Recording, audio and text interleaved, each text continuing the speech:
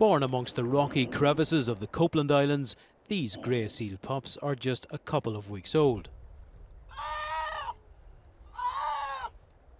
They are a protected species, so every year the authorities have to count the population around Northern Ireland to make sure it's not declining. A short distance off the County Down coast, the Copelands are an ideal breeding ground. There are 26 pups on this island, and in other areas where they're being counted, they're having a record year.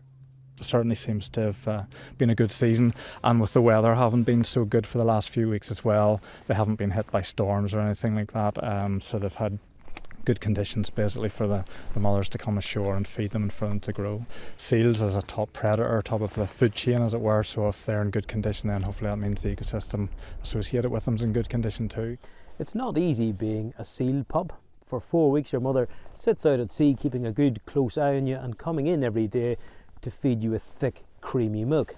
But after that you lose that soft white fluffy coat, which, let's face it, isn't much good for swimming, and then it's out to sea to fend for yourself. Some of the seal observation work is done by volunteers with the Copeland Bird Observatory.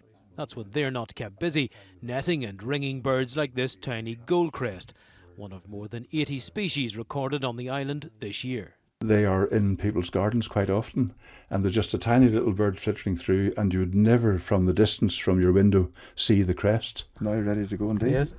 It doesn't know yet. Oh, there it goes, yes. Like the goldcrest, the seal pups will soon be ready to take off. It'll be 6 years before the males reach maturity. The females will be fully grown in 3.